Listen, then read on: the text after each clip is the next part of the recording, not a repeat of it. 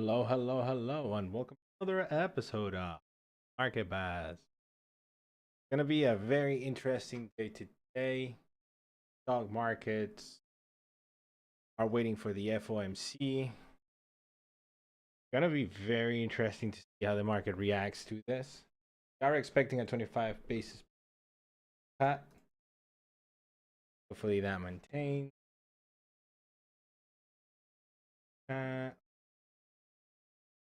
I think I'm live. Yeah. Oof. Oof. Rates are set. Everything is laid out.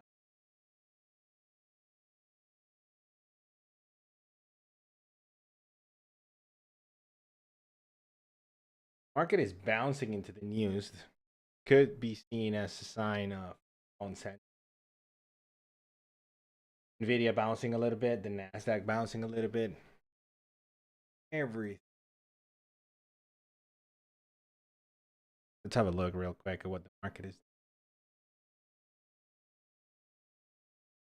So we are 14 minutes away from the rate decision.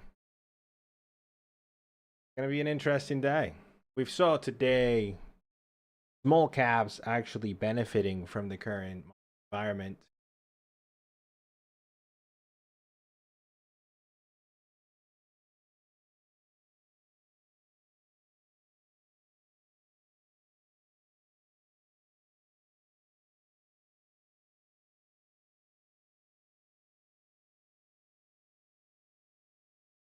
I am truly live.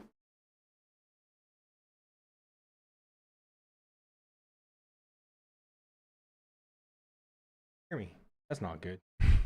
I am true. Oh, there we go. Oh, there we go. All right.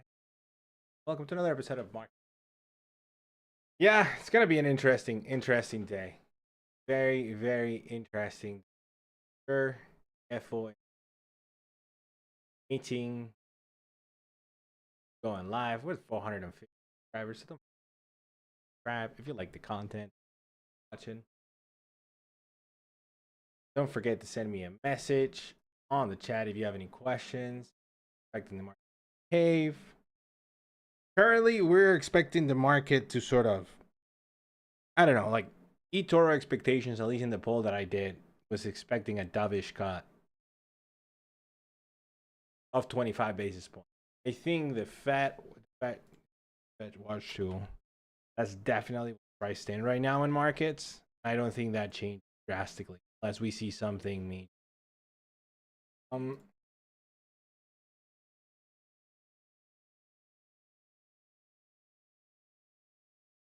Probably.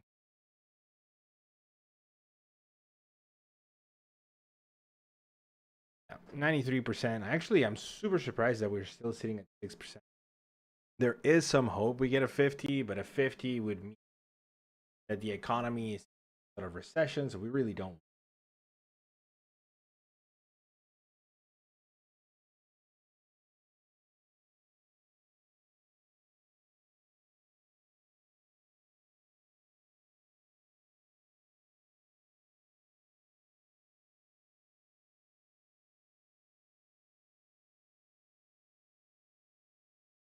Oh man, good to be back. It's way too. It's way too. Oh man, right now, like I'm kind of bullish into this. I've no, like everything tells me that I shouldn't be, right? But I mean, like we are off all time highs. We did saw some. So market is acting healthy. It's definitely not a major move. Like the S&P 500 is 5% down. We're now 10 minutes away from the top of the hour, where we see the release of the US interest rate decision. Forecast is for a 25 basis point cut to 4.25%. You also get the FOMC rate statement and the latest summary of economic projections. Quick note from SocGen ahead of this. They say the US labor market data has weakened significantly since the Fed's last meeting, with non farm payrolls nearly stalling over the past 4 months, and preliminary benchmark revisions pointing to a record downward adjustment. They say the balance of risks has shifted sharply toward the Labour side of the Fed's dual mandate, outweighing inflation concerns. Against this backdrop, SocGen expect a 50 basis point rate cut, which is a well out of consensus call, reflecting the need for forceful action after a prolonged period of moderately restrictive policy. Meanwhile, August retail sales likely rose modestly.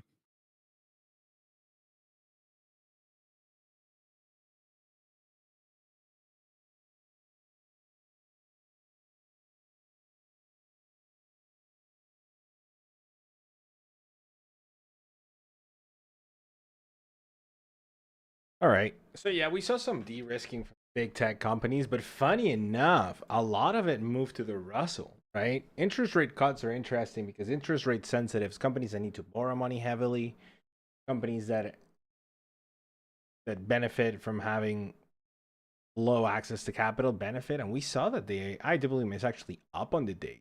Market is setting up for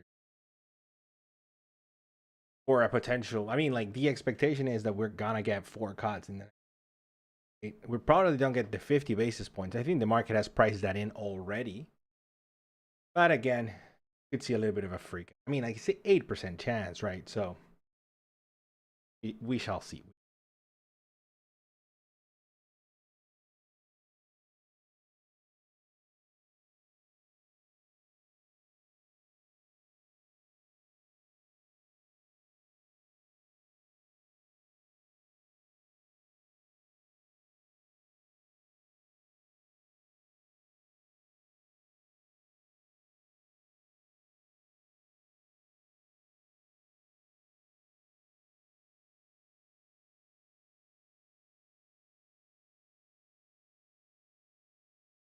I don't think anybody's watching on Scotch and Stocks. Probably the market bust is the.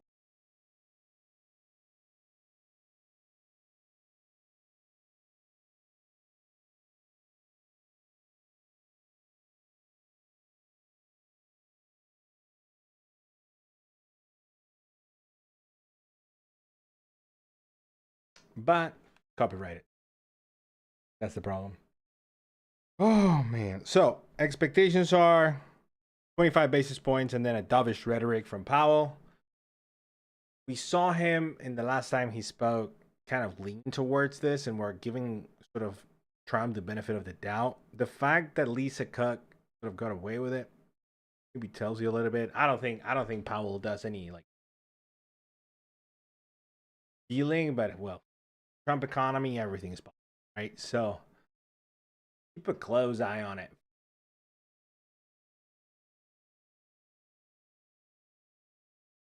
Got 64 votes with 37.5% expecting a cut of 2.5% dovish cut.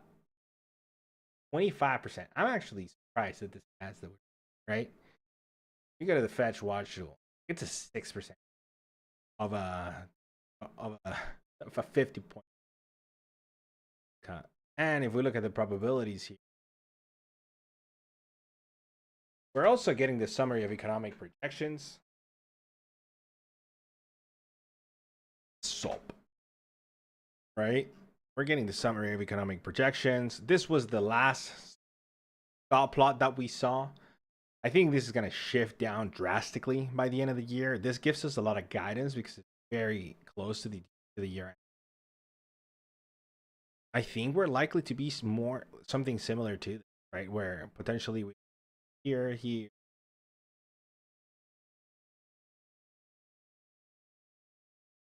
This is what I have. I actually did so. This is what I'm expecting. I'm actually expecting. So, I'm actually expecting. So keep in mind, ahead of the rate decision, Societe Generale US rate strategist Rajappa says the Fed is going to have to front load rate cuts. Keep in mind in their analyst note, they said that they are expecting a out of consensus 50 basis point cut at this meeting. Brings us now 5 minutes away from the top of the hour, where again we do get the US interest rate decision forecast for a 25 basis point cut to 4.25%. We also get the FOMC rate statement and the latest summary of economic projections. A final note from Wells Fargo. They say the FOMC held rates steady at its July meeting for the fifth straight time, with dissents from Governors Waller and Bowman, who favored a cut, underscoring concerns about the labor market. They say inflation remains elevated, with tariff driven goods reflation and slower services disinflation, keeping core PCE above 1 percentage point, about 1 percentage point above target. Wells Fargo expect the Fed to resume easing this month, lowering the funds rate to 4 to 4.25%, consistent with earlier projections. Their forecast anticipates core PCE rising 3.1% on a Q4 to Q4 basis this year. They also note the labor market weakness has intensified since July, with payrolls growth averaging just 29K over the past 3 months and unemployment rising to 4.3%, the highest in this cycle. They say this backdrop has boosted support for cuts, including Powell. They expect the September SEP to turn more dovish, with median dots showing about 75 basis points of cuts this year and a lower I don't think we 2026 get rate path. 75 though. I think Statement will likely they're acknowledge gonna weaker give labor room. conditions, but avoid committing to immediate follow on cuts, leaving flexibility for future moves. So these are my predictions, right? And I don't know. I don't know. Doc Jones Rajappa says the Fed has some luxury in spreading out cuts. So we have the three, because the thing is like I also freaking printed, more printed stuff that I have, It's my liberation day today. There's no wind here. We have the hawkish and dovish.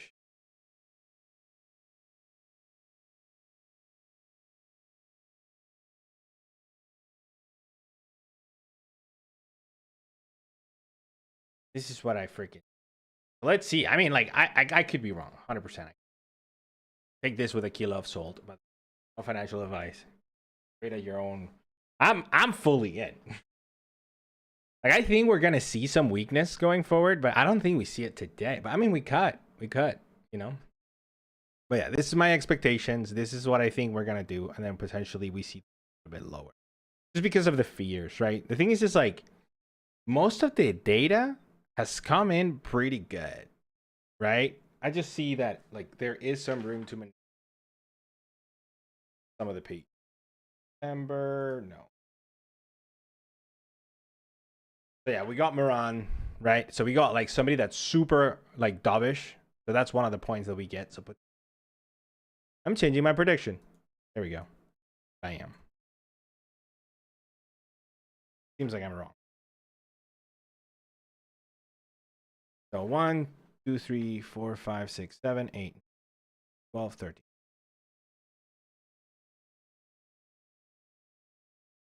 You know what?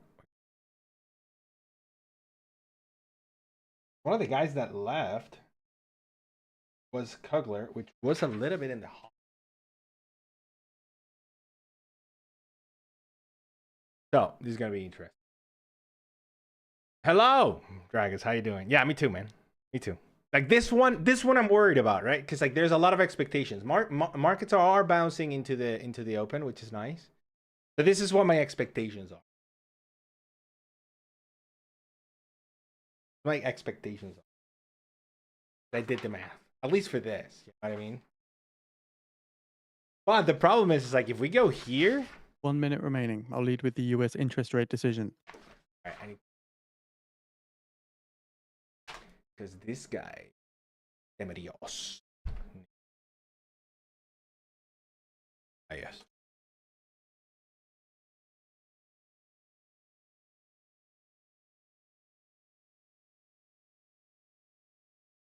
All right. All right. We're going to get the 25 and then we're going to get the rhetoric. We're trying to get some information. Market's going to probably rally because they're going to take some important things away. If they mention unemployment, it'll be good. That'd be fantastic. But yeah. This is where I'm like, better than expected. Unemployment is better than expected. So that it doesn't make any sense to be here. 10 seconds. All right. Ladies and gentlemen, welcome to another episode of Market Buzz. All right.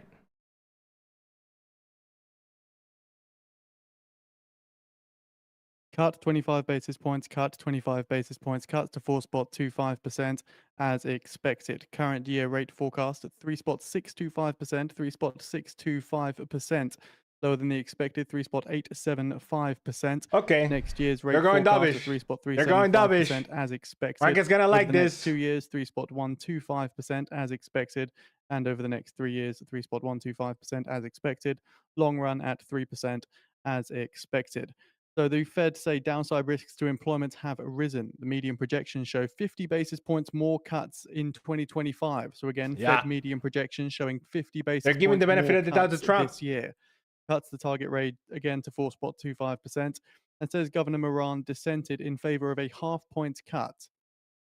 Oh, wow.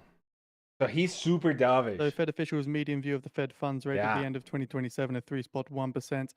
Median view of the Fed funds rate end of 2028 at 3.1%. Longer run seen at 3%.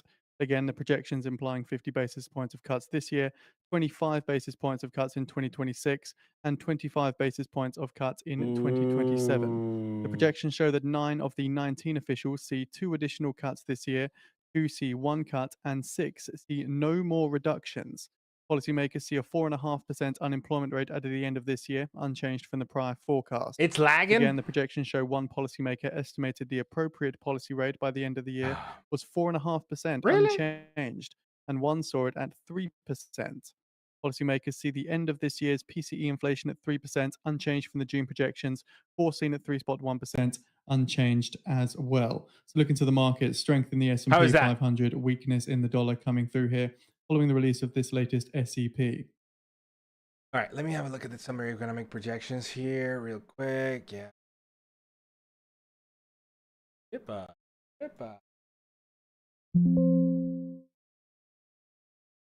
The Fed policymakers in the SEP see 1.6% GDP growth this year versus 1.4% in June. And they see the longer run growth at 1.8% unchanged from the June projections. So we're expecting unemployment to stay the same. We are expecting GDP to be actually better than expected, right? Inflation staying around 3% and core inflation staying at 3.1%. So we're not seeing any major changes. Wow. This is new guy. That's not how I got it at all. Interesting. But then 2026 more cuts. So the average was here. Yeah, 3.75. Markets are liking this. I mean, if we go here, markets are liking this. For sure. Let me know, by the way, if the thing comes better. Voice news disconnected. Voice news connect. Let me have a look. Oh, market likes this. Market likes this. Fixed position is gonna. I did a small little hedge. A small little hedge with everything. Yeah. Lucid. First solar up. Let's have a look. So yeah, market is liking this. We are 3 minutes into the release. And the stock market is benefiting. We are sitting major cuts. So the median projection shows 50 basis points. So one more cut. I don't know if that's. Fed projections imply additional 50 basis points. So we're cutting 25 basis points every single meeting until the end of the year. If everything continues to be as expected. 9 out of the 19 officials see. the Trump worker got upset. Oh, that's so good. I bought a couple of things and I exited a couple of. Microsoft down. I mean, interestingly enough, we're moving out of. Quick. But yeah, I didn't get this right. But look at that, right? Like this is the new guy. The new guy thinks that we should be by the end of the year. We should be by like 2.8, like 2.8 something. Kind of crazy. Kind of crazy. I see, my friend. That's like the. How is Mara doing? It's potentially up. Yeah, Mars up 1%, and Bitcoin up. Oh, Bitcoin's gonna.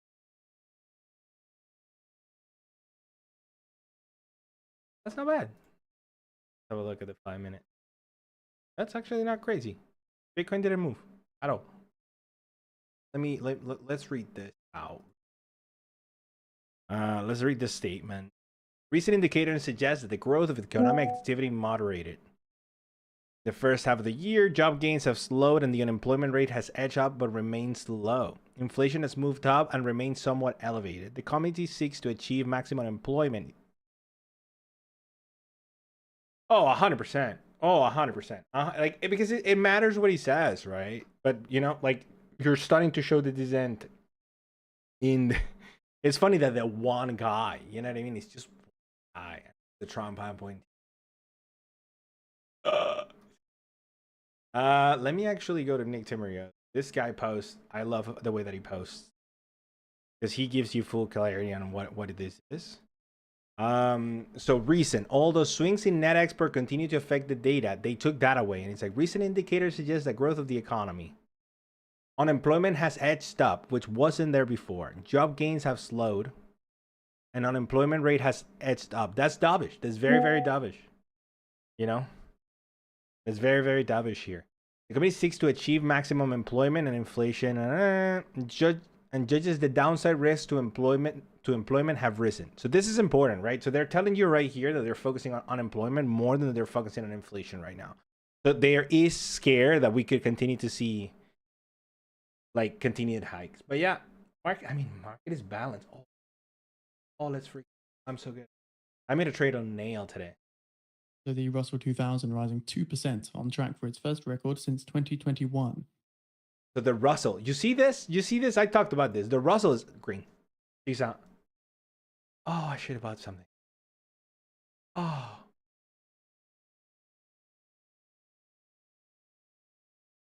Oh, wow. You know what it was? There were right trades, right? Like, I'm just like, I don't think tech right now is like, because like people are going to look that we're like, what we're seeing here, right? Like if you go to the S&P 500 right, very clear. What you're seeing here is the winners, right? Like who are the winners? Tesla, Amazon, Meta, Google, Microsoft, the big seven. They're going to start diversifying into everything else. Home builders are going to take advantage of this for sure. For sure. Right? So US 10-year yield falls back below 4%, near last week's low. The 10 years under what?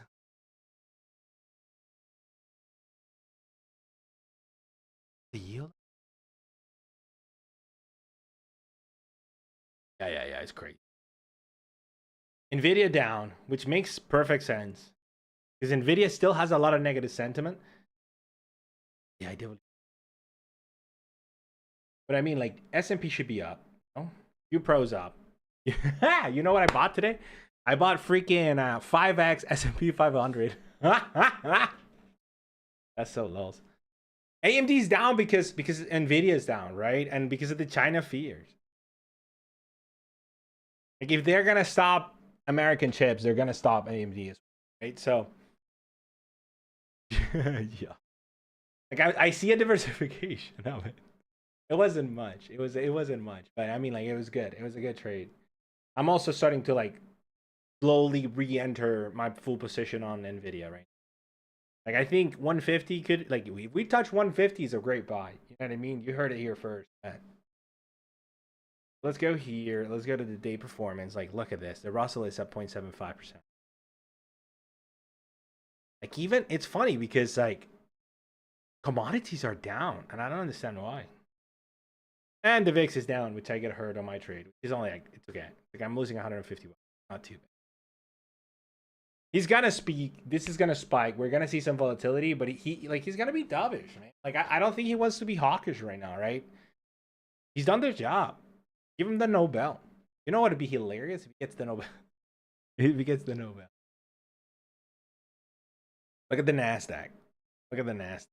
Like all of the winners that have been winning Palantirs, all of those high growth names are gonna calm down for a little bit. We're gonna get back to reality a little bit. Not even going to be a US rate lot. futures pricing in a 94% chance of a cut in October following the Fed statement. 94% chance October. before. Let's freaking Rate futures pricing in go. 69 basis points of cuts this year following the Fed statement. I need to Little figure out how changed to in watch the. total. I need to figure out how to get that date because I have no idea.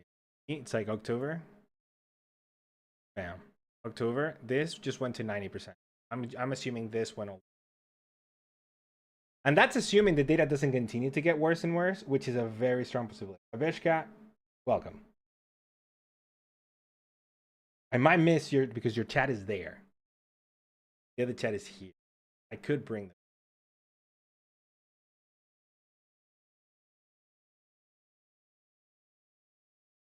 Spot gold hitting a record high. Gold is up. So gold is up. Interest rate sensitives are up. And I'm losing money. Okay. It happens. Just before, he'll dip, he'll talk, he'll dip even more, and then when he finishes talking, he'll be up. That's my idea. Like, this is good. This is good news. This is what the market was expecting. This takes a lot of risk off the table. Like, a lot of risk off the table.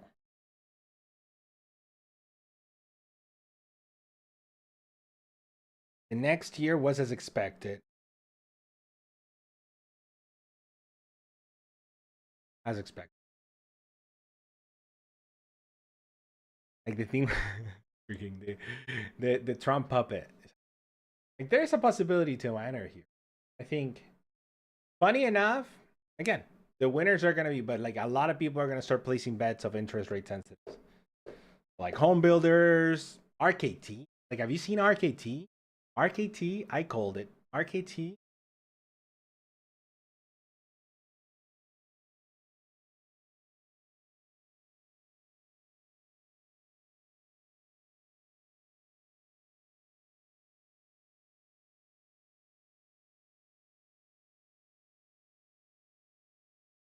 Look at.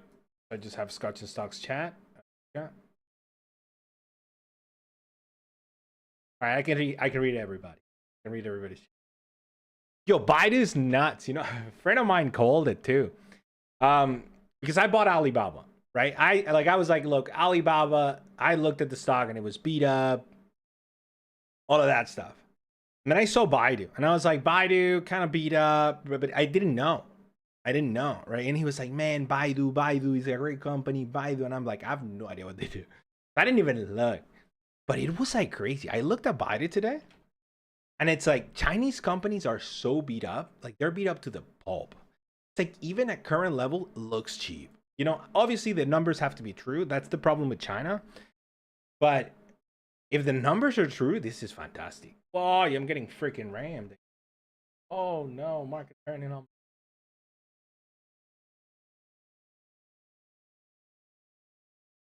Damn. Yeah, market's coming down. This be the thing is just like you have the fear of recession too here, and it's like a very fine balance, a very fine place. Is that my exit point? Yeah. Baba. Bam.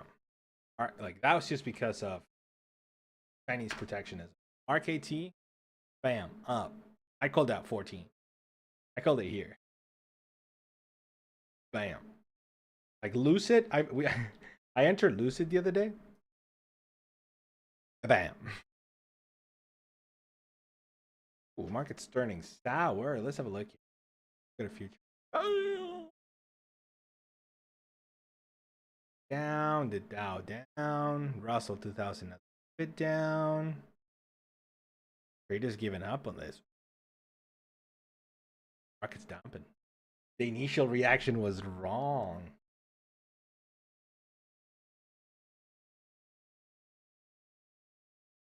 Okay, it is turning.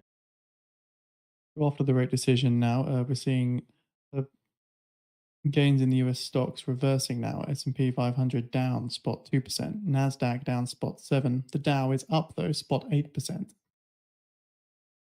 Like there was nothing. Let's continue reading here.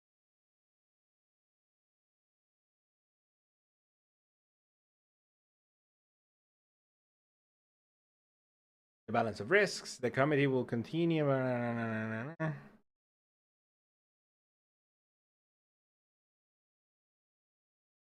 Not sure. Recession fears. Like it's the only thing I can think about is recession fears. But I mean, like I just think we're selling off before the tops. Ooh, market is turning sour today. That hurt.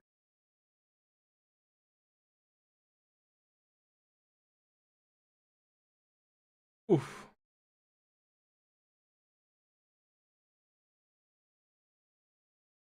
This was what the market was expecting. I wonder if it was priced in.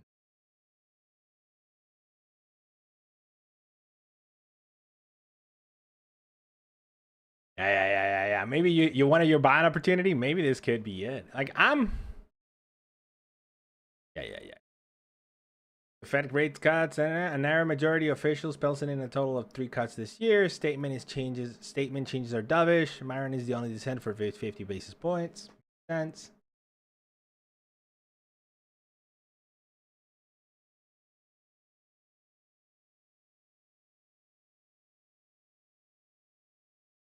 All right. Now we're going into the call. This tends to happen. You can expect it. Oh, look. Oh, such a good streamer. Come on, very good. Yeah. Don't forget to hit that like and subscribe.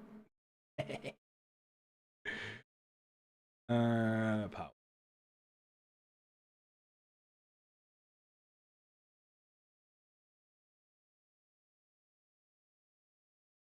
Yeah.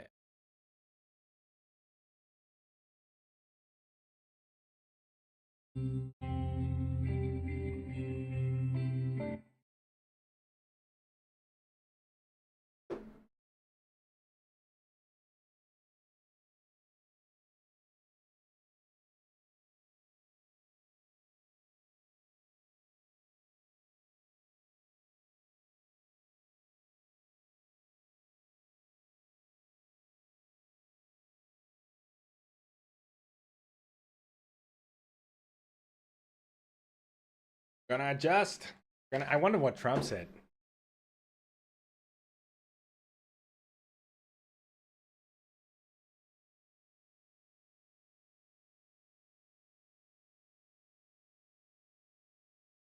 I hate the VIX. I hate the UVIX. I hate the UVIX. Why are you down?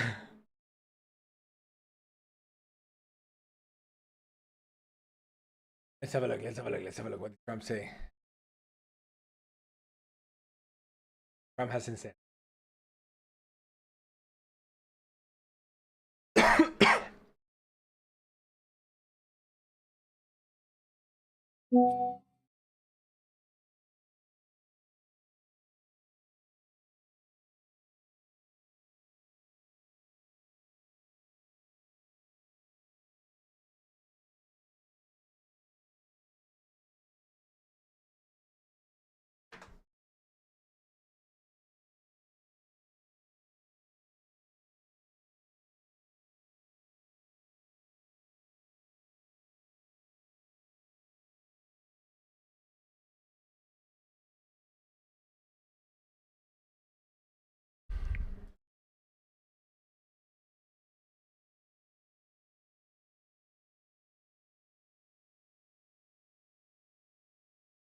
Walmart up, Costco up. Interesting. It's a very interesting move.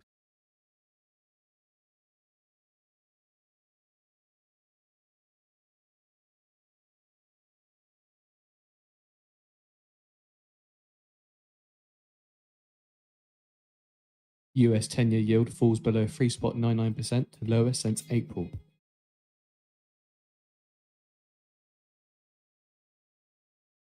Oh wow. The 10-year is down to 3.9, and that's why something I want to watch.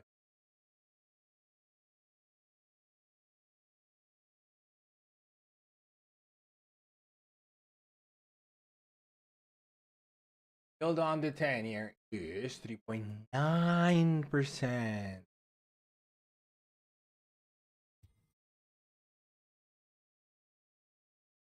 Oh, that's so interesting. So we did see a massive drop. What happened to my Still up We're in pretty. 10 minutes time now. At the bottom of the hour, we get the Okay. FOMC press conference with Chairman Powell. We have posted the live video to this on the feed for those interested. Like since August 15th, in a month time, we've seen it go down 0.2%. No, more. 0.35%. I wonder if people are now going into like the long end, expecting it to fall. Because we've seen credit defaults, like the what's it called? The junk bond credit spreads actually getting lower and lower.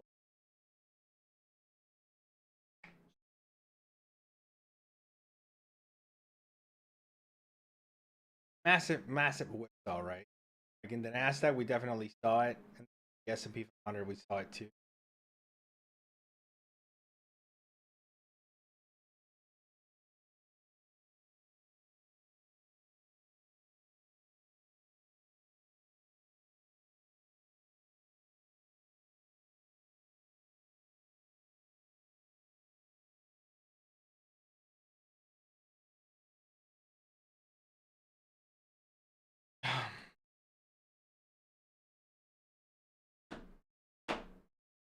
We got the 30-year mortgage today, and I wonder if that drops.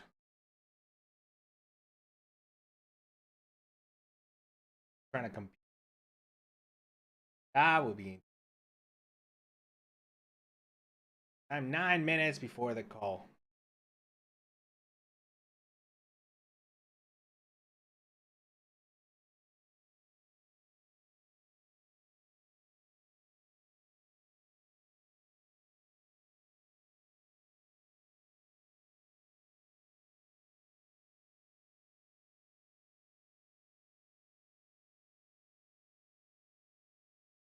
All right.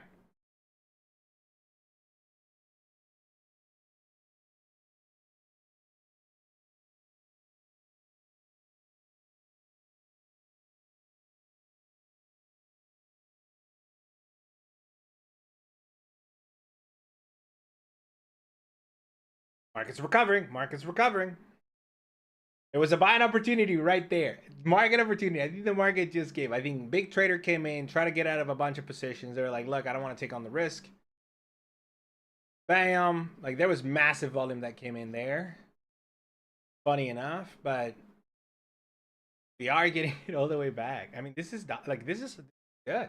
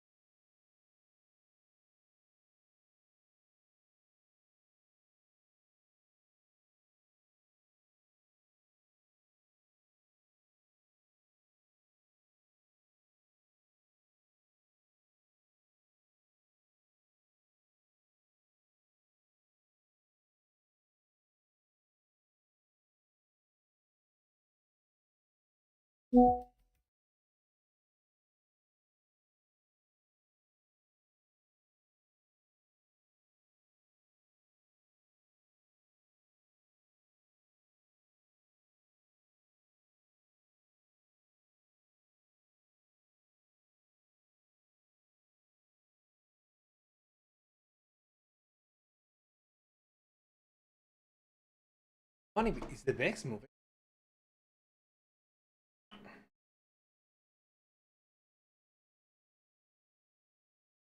Oh, financial services are up. Great.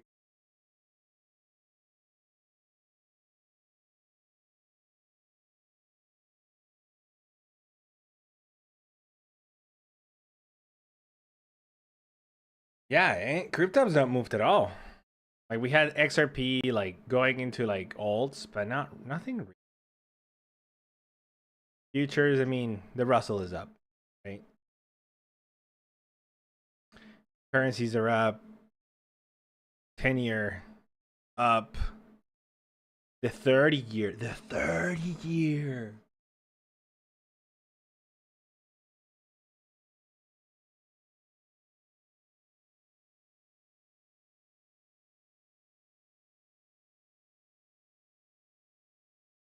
I was looking at the 30. I saw something super interesting, which was that, like, the 30, if you make like a 1% change on the 30, like, such a crazy return. Market data connection lost.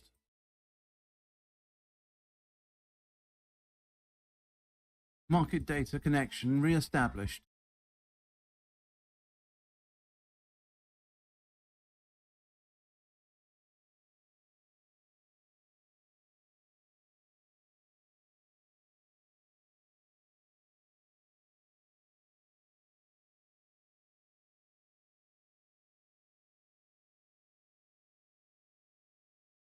Boom!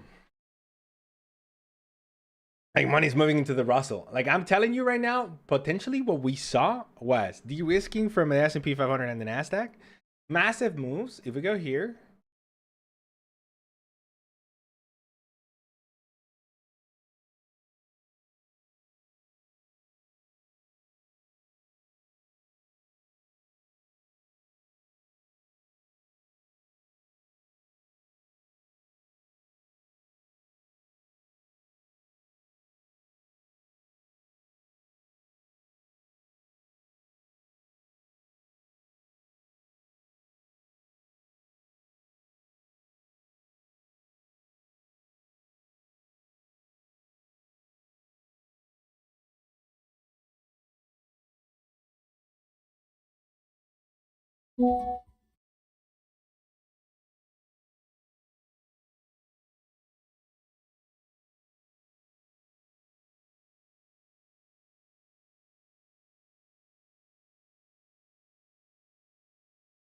I was paying attention to this company right here. Like, I checked it out and then up for some reason.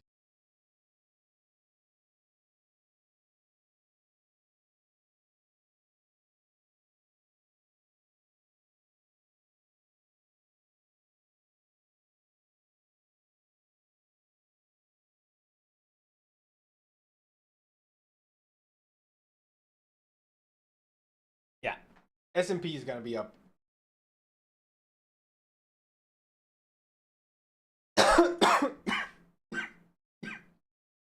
I'm up. That's a 5% trade right there. I think when I bought it, we were down. I bought it the close of the UK. Then another one that did crazy, Lyft. I think Waymo's partnered with them for.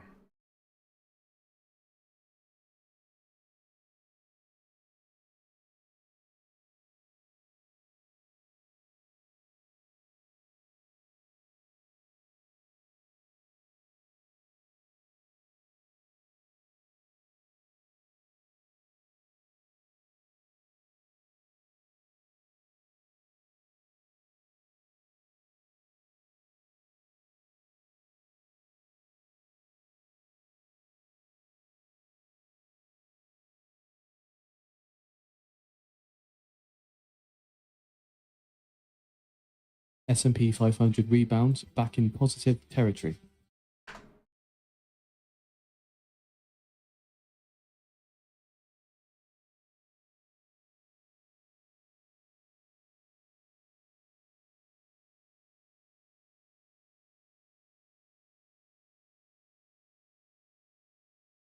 This treasury plan, I don't know. I don't trust it, dude. I don't trust it. I don't trust it. The compound people started talking about, no, but look at this. Bam. 1,700% up. Like, this is Hong Kong and China potentially getting access to Bitcoin and then Bitcoin, Ethereum, and Solana. I forget that the camera is there now. I keep thinking it's there.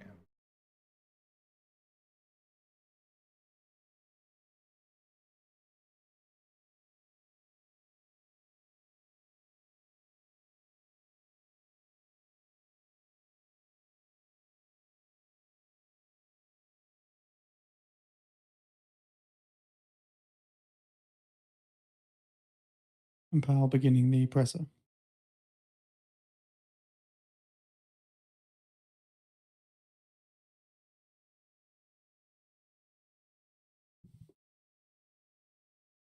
Voice news disconnected. Good afternoon. My colleagues in squarely dual mandate and employment rate low. Load same time.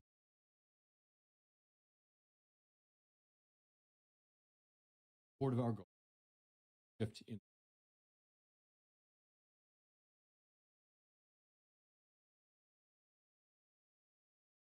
so decide continue to reduce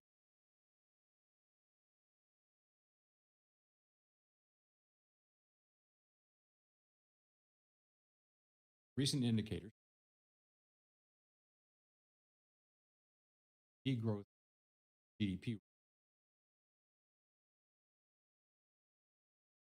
down from 2.4. Slow down.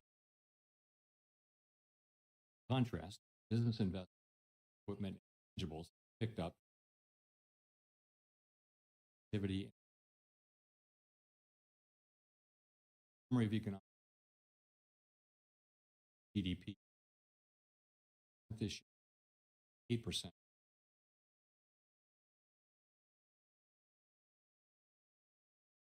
In the labor, 3% will change here. Payroll.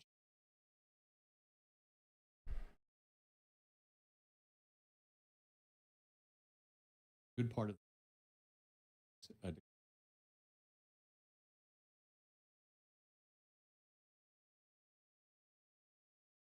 even so, labor demand has softened, and the recent pace of job creation appears to be running below the break-even rate needed to hold the unemployment rate constant. In addition, wage growth has continued to moderate while still outpacing inflation. Overall, the market slowing in both the supply of and demand for workers is unusual. In this less dynamic and somewhat softer labor market, the downside risks to employment appear to have risen. In our SEP, the median projection for the unemployment rate is 4.5% at the end of this year and edges down thereafter. Inflation has eased significantly from its highs in mid-2022, but remains somewhat elevated relative to our 2% longer-run goal. Estimates based on the Consumer Price Index and other data indicate that total PCE prices rose 2.7% over the 12 months ending in August, and that, excluding the volatile food and energy categories, core PCE prices rose 2.9%. These readings are higher than earlier in the year as inflation for goods has picked up. In contrast, this inflation appears to be continuing for services. Near-term measures of inflation expectations have moved up on balance over the course of this year on news about tariffs, as reflected in both market and survey-based measures. Beyond the next year or so, however, most measures of longer-term expectations remain consistent with our 2% inflation goal. The median projection in the SEP for total PCE inflation is 3.0% this year and falls to 2.6% in 2026 and to 2.1% in 2027. Our monetary policy actions are guided by our dual mandate to promote maximum employment and stable prices for the American people. At today's meeting, the committee decided to lower the target range for the federal funds rate by a quarter percentage point to 4 to 4.25%, and to continue reducing the size of our balance sheet. Changes to government policies continue to evolve, and their effects on the economy remain uncertain. Higher tariffs have begun to push up prices in some categories of goods, but their overall effects on economic activity and inflation remain to be seen. A reasonable base case is that the effects on inflation will be relatively short-lived, a one-time shift in the price level. But it is also possible that the inflationary effects could instead be more persistent, and that is a risk to be assessed and managed. Our obligation is to ensure that a one-time increase in the price level does not become an ongoing inflation problem. In the near term, risks to inflation are tilted to the upside and risks to employment to the downside, a challenging situation. When our goals are in tension like this, our framework calls for us to balance both sides of our dual mandate. With downside risks to employment having increased, the balance of risks has shifted. Accordingly, we judged it appropriate at this meeting to take another step toward a more neutral policy stance. With today's decision, we remain well positioned to respond in a timely way to potential economic developments. We will continue to determine the appropriate stance of monetary policy based on the incoming data, the evolving outlook, and the balance of risks. In our SEP, FOMC participants wrote down their individual assessments of an appropriate path for the federal funds rate, based on what each participant judges to be the most likely scenario for the economy. The median participant projects that the appropriate level of the federal funds rate will be 3.6% at the end of this year, 3.4% at the end of 2026, and 3.1% at the end of 2027. This path is 1/4 percentage point lower than projected in June. As is always the case, these individual forecasts are subject to uncertainty, and they're not a committee plan or decision. Policy is not on a preset course. The Fed has been assigned 2 goals for monetary policy: maximum employment and stable prices. We remain committed to supporting maximum employment, bringing inflation sustainably to our 2% goal, and keeping longer-term inflation expectations well anchored.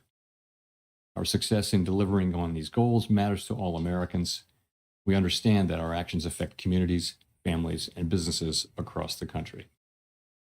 Everything we do is in service to our public mission, and we at the Fed will do everything we can to achieve our maximum employment and price stability goals.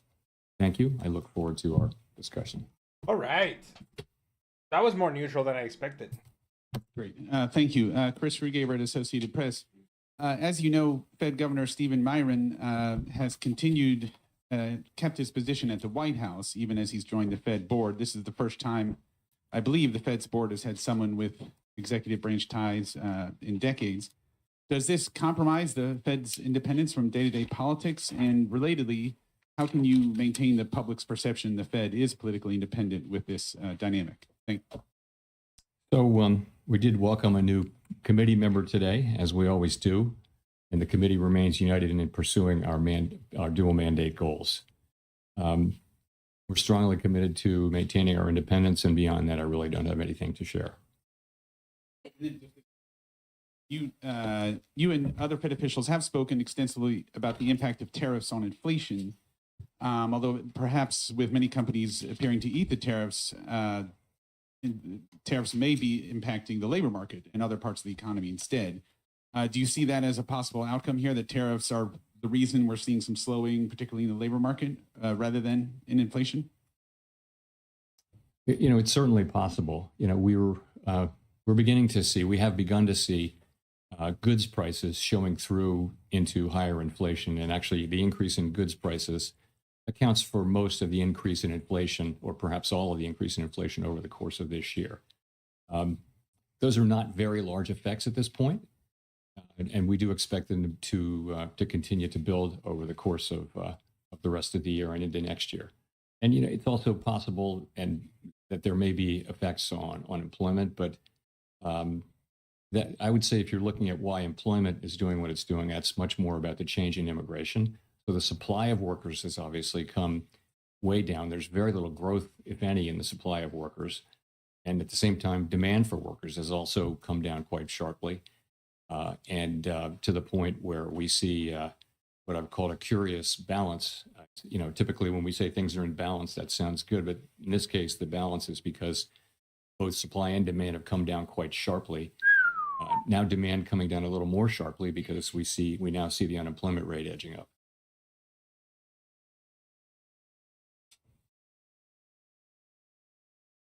Nick Timmerosa, the Wall Street Journal. Chair Powell, do economic conditions and the balance of risks no longer warrant a restrictive policy setting? So I don't think we can say that. What we can say is this: that over the course of this year, we've kept our policy at a restrictive level, and people have different views, but a clearly restrictive level, I would say. So, and we were able to do that over the course of this year because the labor market was in very solid condition with strong job creation and all those things. I think if you go back to April and now look at the revised job creation numbers for May, June, July, and August, I can no longer say that. So what that means is that the risks were clearly tilted toward inflation. I would say they're moving toward equality. Maybe they're not quite out of equality. We don't need to know that, but we do know that they've moved meaningfully toward greater equality, the risks between the two goals, and that suggests that we should be moving in the direction of neutral. That's what we did today. What circumstances would a larger than 25 basis points rate cut be warranted? And how seriously was that option entertained at your meeting this week? There wasn't widespread support at all for a 50 basis point cut today. You know, I think we've done very large rate hikes and very large rate cuts in the last 5 years. And you tend to do those at a time when you feel that policy is out of place and needs to move quickly to a new place. That's not at all what I feel certainly now. I feel like our policy has been doing the right thing so far this year. I think we were right to wait and see how tariffs and inflation and the labor market evolved. I think we're now reacting to the much lower level of job creation and other evidence of softening in the labor market and saying, well, those risks are maybe not fully balanced, but moving in the direction of balance now. And so that warrants a change in policy. Colby Smith for the New York Times. Should we be viewing today's cut as the committee taking out some insurance against the possibility that the labor market is at risk of weakening? Or is it the committee's view that the dynamics of a downturn are already in place? I guess I'm just trying to square the shift in the rate forecast in the SEP towards more cuts than just 3 months ago with the fact that the forecast for unemployment didn't change. Yeah, I think you could think of this in a way as a risk management cut, because if you look at the SEP, actually, the projections for growth this year and next actually ticked up just a little bit, and inflation and unemployment didn't really move much. So what's different now? What's different now is that you see a very different picture of the risks to the labor market. You've seen, we were looking at 150,000 jobs a month at the time of the last meeting, and now we see the revisions and we see the new numbers. And I don't want to put too much emphasis on payroll job creation, but it's just one of the things that suggests that the labor market is really cooling off. And that tells you that it's time to take that into account in our policy. The SEP, once again, the median participant has inflation higher than previously expected by the end of next year, and the Fed not getting back to the 2% target until 2028. So I guess I'm just wondering how you characterize the risk to price pressures of kicking off a series at this point. Yeah, so I would look at it this way. We fully understand and appreciate that we need to remain fully committed to restoring 2% inflation on a sustained basis, and we will do that. At the same time, we've got to weigh the risks to the two goals. And I would say since April, to me, the risks of higher and more persistent inflation have probably become a little less. And that's partly because the labor market has softened, GDP growth has slowed. So I would just say that the risks there have been less than one might think. And in terms of the labor market, what we're seeing is unemployment is still low. It's still a relatively low rate, but we're seeing downside risks.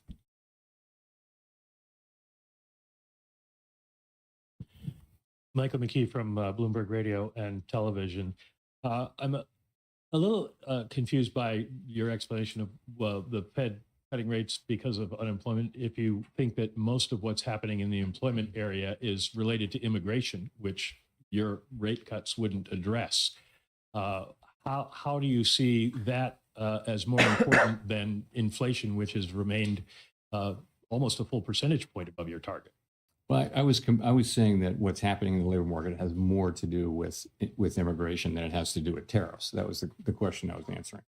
So I wouldn't say that all of what's happening in the labor market is due to tariffs. I mean, you clearly have a slowing in it due to immigration. You clearly have a slowing in demand, which is now perhaps more than that in supply, and we know that because the unemployment rate has ticked up. So, that's what I meant by that. Follow up. every year since 2015, the SEP has forecast that you would hit your target 2 years later. And this year, this SEP says you're going to hit your target 2 years later. 2% does not seem to be in sight. Does that suggest that the 2% target is not really achievable? And does this present any credibility problems for you in telling people that that's what you're going to do if you can never reach it? Well, I mean, you're right. It does say we're going to get to 2% inflation in 2028 at the end of 28. But that's, that's literally how you put the projections together. You're writing down a rate path, which is designed to create over the course of the SEP, time frame, Market's 2% down inflation and maximum employment too. So that's all that is.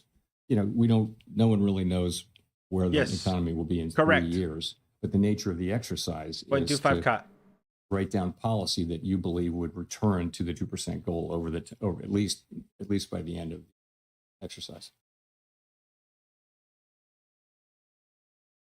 Thanks so much, Elizabeth Schulze with ABC News. The latest inflation report shows that prices are still going up across key categories for many households, including groceries. What will the Fed do if prices pick up more? So our expectation, and you can see this even the Russell gave it all back, has been that inflation will move up this year, but that the basically because of the effects on goods prices from tariffs, but that those will turn out to be a one-time price increase as opposed to creating an inflationary process. That's been our forecast. Pretty much all the individual forecasts say that. We can't just assume that though, right? We have to. Our job is literally to make sure that is what happens, and we will do that job. Right now, the situation we're in is that we see inflation. We continue to expect it to move up, maybe not as high as we would have expected it to move up a few months ago. The pass through of the tariffs into inflation has been slower and smaller.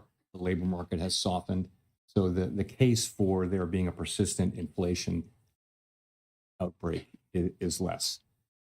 And so that's why we think it's time for us really to acknowledge that the risks to the other mandate have grown and that we should move in the direction of neutral. So what will we do? We'll do what we need to do, but we have two mandates and we try to balance them.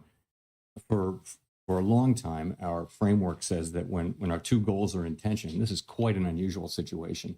How do we decide what to do? Because our tools can't do two things at once. What we do is we ask which is farther from, how far is each from the goal and how long is it expected to get to the goal? So, and then we think about those things and we see, as I mentioned, our policy had been really skewed toward inflation for a long time, really. Now we see that there's downside risk clearly in the labor market. And so we're moving in the direction of more neutral policy. Are you about the slowdown in the jobs market for households at home, especially younger Americans struggling to land a job? So it's an interesting labor market, and obviously we think it's appropriate that we reduce our rates so that we become more neutral, which presumably will be better for the labor market. You see people who are sort of more at the margins, so kids coming out of college and younger people, minorities are having a hard time finding jobs. The overall job finding rate is very, very low. However, the layoff rate is also very low. So you've got a low firing, low hiring environment. And the concern is that if you start to see layoffs, the people who are laid off there won't be a lot of hiring going on. So that could very quickly flow into higher unemployment. In a healthier economy, healthier labor market, there would be jobs for those people. But now the hiring rate is very, very low. So that's been a growing concern over the last few months. And it's one of the reasons why we think it's appropriate that we begin to shift our policy focus toward a more balanced one.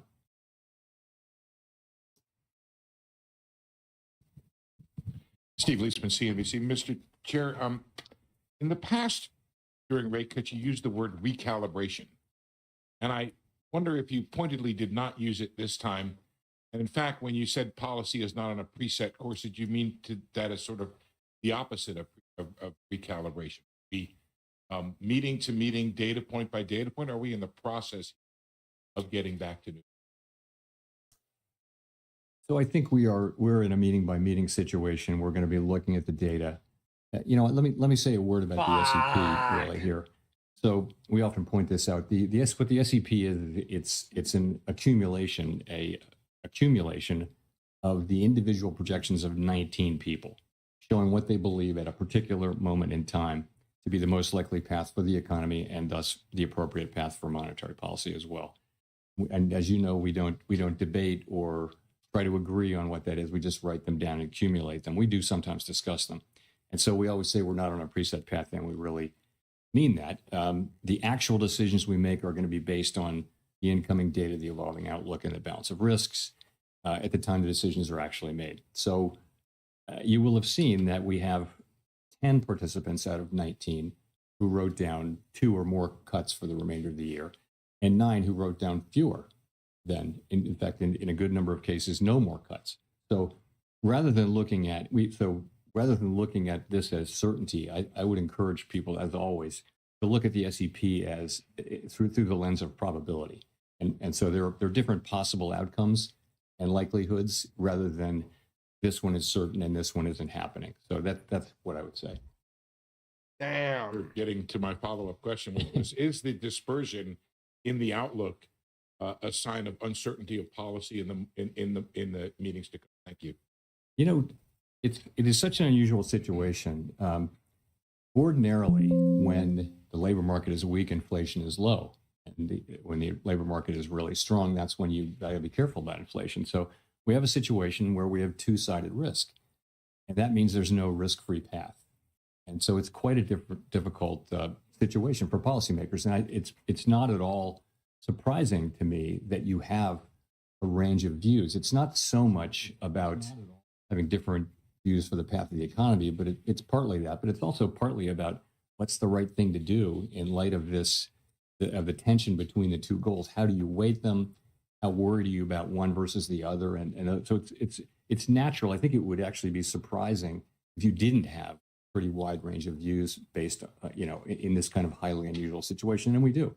So, but we get together, we discuss, we have a great discussion, and then we decide what to do and we act. But you're right that it's a wide dispersion of views, and I think that's understandable and natural in the current situation. Yeah, market's down. They don't like this at all. He's just saying he's data dependent. You've talked a lot about Fed independence and the importance of it over the years, but as markets have questions about what exactly President Trump's intentions are with the Fed, what would you point to as the things they should be watching to determine that the Fed is still making decisions based on, the economic outlook rather than political considerations? Look, it's deeply in our culture to do. There was a chance to get out. There was a chance to get out. And never consider anything else. That's just everybody who's at the Fed really feels strongly about that way. So, you'll know it by the way we talk about what we're doing, by the speeches that people give, by the decisions that we make. You'll know that we're just still going to do that. That's all we do. And we don't frame these questions at all or see them in terms of political outcomes. I think when you get to another part of Washington, everything is seen through the lens of, does it help or hurt this political party, this politician? That's the framework. And I think people find it hard to believe that that is not at all the way we think about things at the Fed. We're taking a longer perspective. We're trying to, serve the American people as best we can.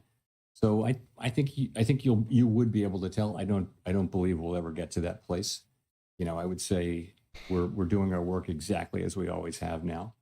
People they're making their arguments, and we're having a great discussion around these challenging issues. So, see the court case around Lisa Cook as being related to questions of Fed independence? I see it as a court case that it would be inappropriate for me to comment on. Like, he's super bro. Like, he's like. Thanks, Mr. Chairman. Edward Lawrence from Fox Business. So we saw the preliminary benchmark revisions. Yeah, it's ugly. Down Ugly. 911,000. The revisions for June were the first negative revisions we've seen since December of 2020. How can the Fed base important decisions on rate? I'm surprised at the fact that the VIX is stable. It's not moving data at all. that seems to be, as you've called it in the past, noisy. So on the QCW, and I'm surprised at the fact, like, look at the dollar. The dollar is going up, eh? it was amazing how close the expectation was. So, and the reason for that is for the last bunch of quarters, there's been almost a predictable overcount. And I think the Bureau of Labor Statistics really does understand this, and they're working hard to fix it. It's got to do, of course, it has something to do with low response rates, but it's also got to do with what's called the birth-death model, because a good amount of job creation happens around new companies and how many go out of business, how many are founded. And it's just really hard. You can't survey for that. You've got to have a model that predicts that. It's quite difficult to do, especially when the economy is undergoing big changes. But and they've been likely working to on end that and are making progress on it. But we could see a the bounce data back, we get is still good enough for us to do our work. To the extent we have issues around data right now, it's about low response rates. That's happened all over really. Response rates are just lower to surveys now, both in and out of the government. And it's no great secret. Coming back. We want higher response rates, and we need those to have, less volatile data. And the way to get that is to make sure that the agencies that collect the data have sufficient resources to drive higher response rates. It's not a complicated problem, but that's what it takes. It's not a mystery. That's what it takes. The other thing I'll say is, in the case of the job creation, the response rate is quite low for the first month, or lower for the first month. By the time you get to the second or third month, you're still collecting responses for that last month or that prior month. And you get to the place where the data are much more reliable by the second and certainly the third month. So it's not that we don't get the data, it's just that we get it a little later. For the benchmarks, if that holds, it's 51% of the jobs that we thought were there weren't really there. Shows a weaker job market coming into this year. If you had had that information, would it have changed your mind related to where the interest rates should be? Should there have been a cut earlier? We have to live life looking through the windshield rather than the rearview mirror, as you know. And all I can tell you is we see where we are now, and we take appropriate action, and we took that appropriate action today. It's true. Man, everybody's like, "Oh, we need to put them down." Thanks. Howard Schneider with Reuters. So, as you mentioned a minute ago, some margins of the job market would suggest that the slides, like unemployment up 7%, declining work finding a footing, difficulty among college graduates finding work, rising youth unemployment. Why do you think a quarter percentage point now is going to arrest that? Well, I hadn't say that I thought a quarter point would make a huge difference to the economy, but you've got to look at the whole path of rates, right? And the market's has already been baking in expectations. I mean, our market works through expectations, right? So I think our policy path really does matter. I think it's important that we use our tools to support the labor market when we do see signs like that. I did mention you see minorities, unemployment going up. You see younger people who are more vulnerable economically, more susceptible to economic cycles. That's one of the reasons, in addition to just overall lower payroll job creation, that shows you that at the margin, the labor market is weakening. I would also point to labor force participation. Some part of the significant decline in labor force participation over the last year has probably been cyclical in nature rather than just the usual aging process. So we put all this together. The volatility index. To see that the labor market is softening, and we don't need it to soften anymore, don't want it to. So we use our tools, and it starts with a 25 basis point rate cut, but the market's also pricing in a rate path. I'm not blessing what the market's doing at all. I'm just saying it's not just one action. As a follow-up to that, the growth mix right now seems very concentrated investment. We shut up and back down. And, on the consumer spending side, higher income groups. Do you feel that that's an unsustainable mix for the economy moving forward? I wouldn't say that. I mean, you're right. Those are two. We're getting unusually large amounts of economic activity through the AI build out and corporate investment. I don't know how long that will go on. No one does. In terms of spending, you saw that the consumer spending numbers were there was a chance to get in above expectations, and that may well be skewed to higher earning consumers. There's a lot of anecdotal evidence to suggest that. Nonetheless, it's spending. So, I mean, I think the economy is moving along. Economic growth is going to be 1.5% or better this year, maybe a little better. forecasts have been coming up, as you can see. So labor market unemployment is low, but downside risks, but it's still a low unemployment rate. So that's how we see it.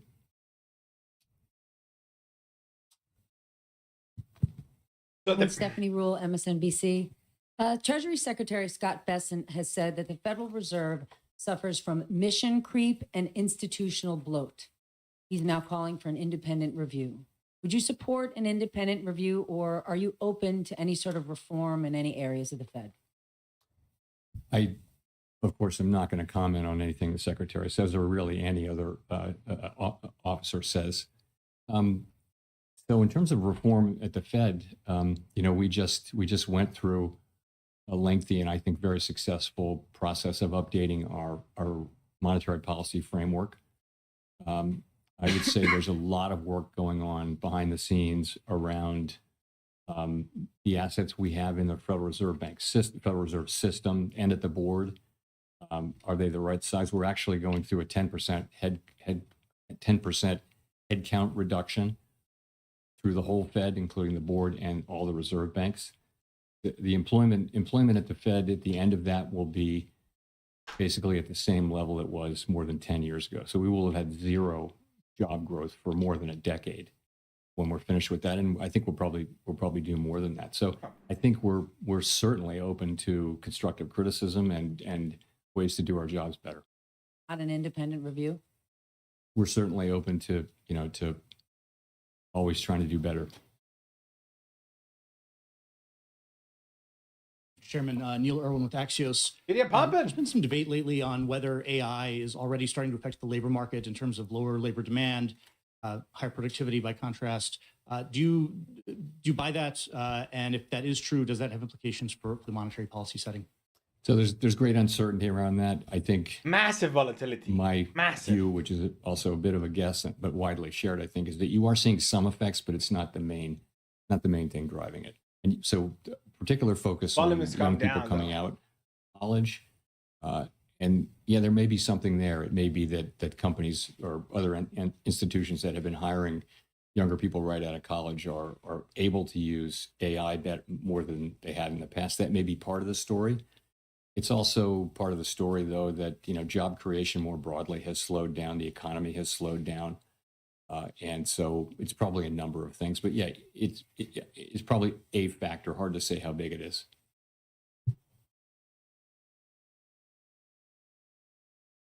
Thanks, Mr. Chairman. What evidence do you see of tariffs showing up in inflation?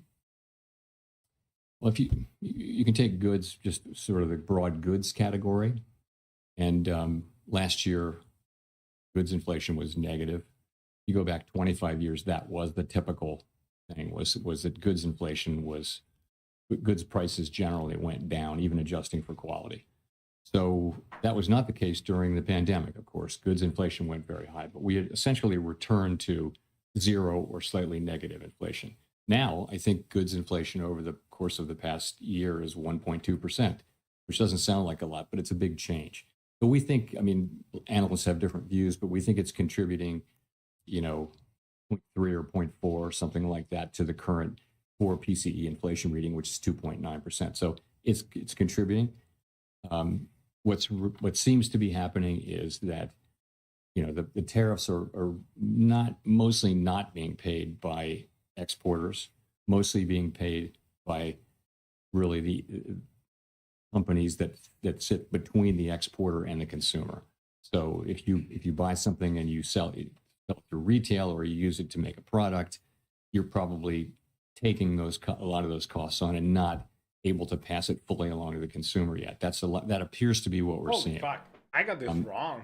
All of those companies and like this, entities in the middle, they'll tell you that they have every intention of passing that through in time, but they're not doing that now. To the consumer, the pass-through has been pretty small. It's been slower and smaller than we thought. But the evidence it's very clear that there's some pass-through. I also wanted to ask if you could share with us the conditions under which you might consider leaving the Fed in May. I have nothing new on that for you today.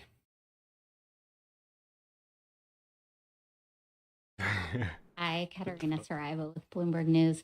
I just wanted to follow up on one of your answers just a couple minutes ago. We've often heard you talk about how you and your colleagues, do not think about politics. This does not enter the room.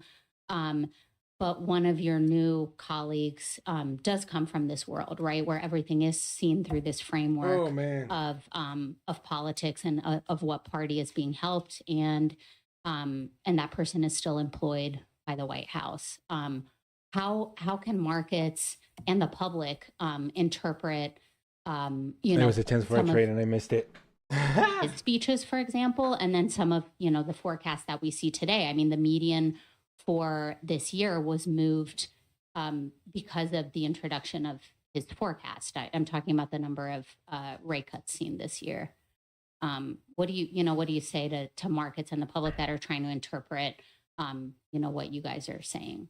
So there's 12 vote, 19 participants of whom 12 vote, as you know, on a rotating basis. So no one voter, can really TQQQ calls. The only way for any voter to really move things around is to be incredibly persuasive, and the only way to do that in the context in which we work is to we are bouncing make drastically. really strong arguments based on the Somebody data big sold. one's understanding of the economy. That's really all that matters. So TQQQ. That's how it's going to work, and I think that's for sure, dude. The institution that's in the DNA. I've been having quite a lot of That's not success gonna with him. I'm not gonna lie. And then I wanted to ask about a Gallup poll that showed that Americans now have more confidence in the president than the Federal Reserve when it comes to doing what's right for the economy. It was like 96 all the way to 98. That's a 2% move. What's your response? What's your message to the public? Our response is we're going to do everything we can to use our tools to achieve the goals that Congress has given us, and we're not going to get distracted by anything. A 25% return on that trade. That's what we're going to do. We're just going to keep doing our jobs. But if you go, that's the TQQQs. But if you look at the options. Claire Jones, Financial Times.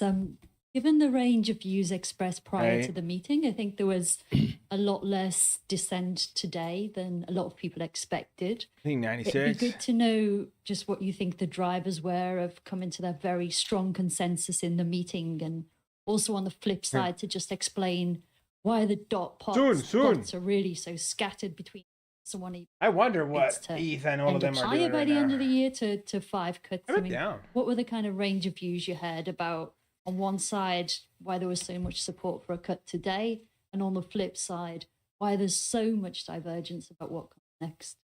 I think there's quite a wide assessment that the situation has changed with respect to the labor market. Whereas we could still say, and did say in July, at the time of the July meeting, that the labor market was in solid condition. And I'm planning to, and I'm planning to do it on eToro too. Per month, and many other things. I think that the new data that we've had, and it's not just payrolls, it's you know what? other things as well, suggests that there really is you know meaningful downside risk. I said there was I can do that downside right risk now. then, but I think that downside risk is now a reality, and there's clearly more downside risk. So I think that's broadly accepted. And so that meant different things for different people. Some wrote down, almost everyone wrote down, supported this cut, and some supported more cuts and some didn't, as you will see from the dot plot. So that's just the way it is. I mean, people have, you have people who take this work very seriously, think about it all the time, do their work, discuss it with our colleagues. We endlessly discuss this between ourselves, and then we have a meeting where we put it all out on the table, and this is what you get. And you're right, there's a range of views in the dots, and I think that's, like I said, very unsurprising given the quite unusual, historically unusual nature of the challenges that we face. But let's remember though, the unemployment rate's 4.3%. The economy is growing at 1.5%. So it's not a bad economy or anything like that. We've seen much more challenging economic times, but from a policy standpoint, the standpoint of what we're trying to accomplish, it's challenging to know what to do. There are, as I mentioned earlier, there are no risk-free paths now.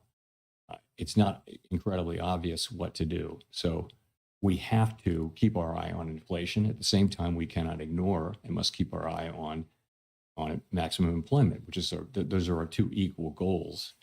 And you will see that there's a range of views on what to do. Nonetheless, we came together today at the meeting and acted with a high degree of unity.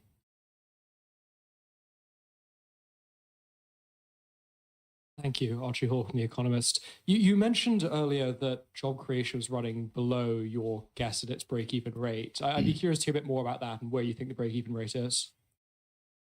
So there are many different ways to calculate it, and none of them is perfect. But it's clearly come way down. You could say it's somewhere between 0 and 50,000, and you'd be right or wrong. I mean, there's just many different ways to do it.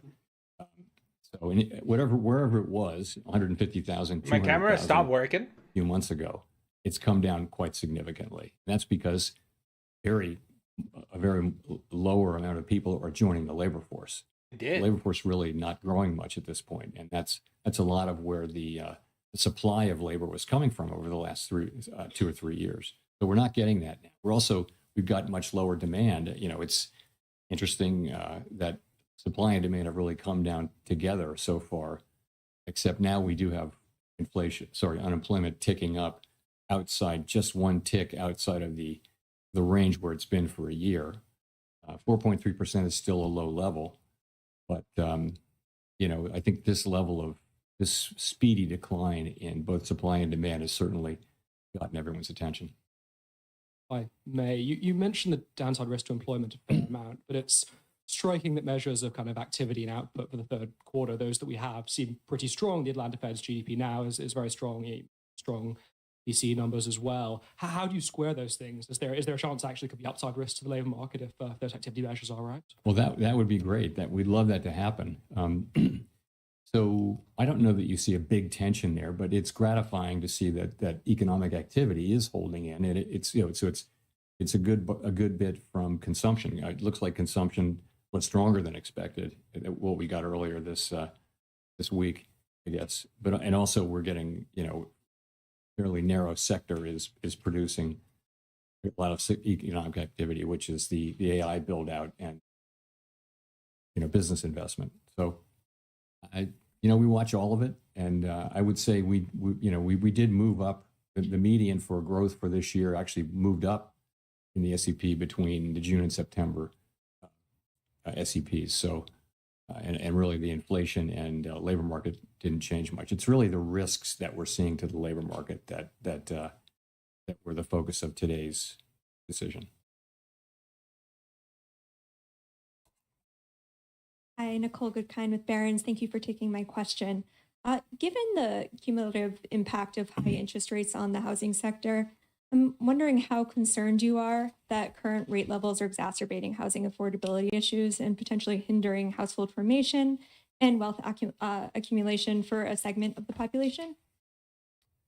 Housing is an interest-sensitive activity, so it's at the very center of monetary policy.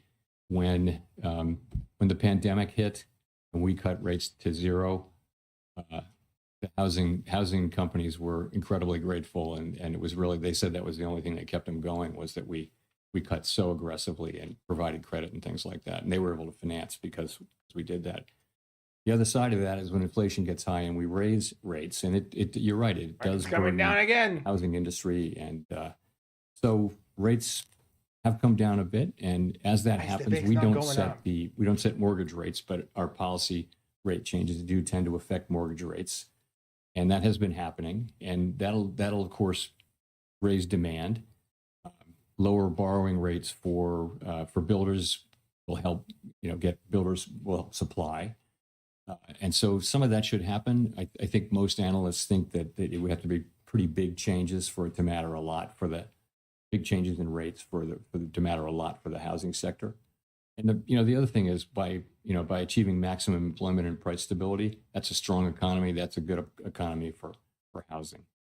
And then the last thing I'll say is, there's a deeper problem here. There's not a cyclical problem that the Fed can address, and that just is a pretty much nationwide housing shortage. Or a lot of places in the country just don't have enough enough housing for people. And all of the areas around metropolitan areas like Washington, for example, are very built up. And so you're having to build farther and farther out. And Fred's getting where it better is. on eToro. And just a quick follow-up. During the last SEP or the press conference following the last SEP, you seemed to indicate that policymakers lacked conviction about their projections. And I'm wondering if you still feel that way. Yeah, it's been crazy, huh? Forecasting is very difficult even in placid Look at this times. paella. And as I've mentioned before, We go to that 1 minute. forecasters are a humble lot with much to be humble A about. lot of people. So I think right now is a particularly challenging time, even more uncertain than usual. And so If we bounce, we're any done now. forecaster anywhere, really, ask any of the forecasters whether they have great confidence in their forecast right now. I think they'll honestly say no.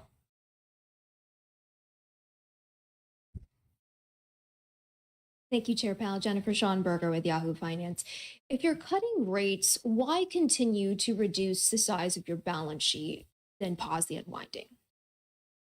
Well, I think we're cutting the size of our balance sheet quite marginally now. As you know, with the balance sheet, we're still in an abundant reserves condition, and we've said that we would stop somewhat above somewhat above an ample reserves level. That's where we are, and we're getting closer to that. We're monitoring it very carefully. We don't What a think that day. has at all What a day to be a significant, trader. macroeconomic effects. These are pretty small numbers moving around inside a giant economy. Like, look at this. The level of runoff is not very large. So I wouldn't attribute macroeconomic consequences to that at this point. And at his recent confirmation hearing, Stephen Myron brought up that the Fed actually has 3 mandates from Congress, not just jobs and stable prices, but also moderate long interest rates. So And it what hasn't does even been Congress that mean by bad. moderate long-term interest rates? How should we understand that when we see the 10-year Treasury moving? And how do you think about this part of the mandate when policy choices like rate cuts or balance sheet reductions affect the long end of the yield curve? So we always think of it as the dual mandate, maximum employment and price stability, for a long time, because we think moderate long-term interest rates are something that will result from stable inflation, low and stable inflation, and maximum employment. So we haven't thought about that for a very long time as a third mandate that requires independent action. So that's where that is. And there's no thought of, as far as I'm concerned, there's no thought of considering that we somehow incorporate that in as something in a different way.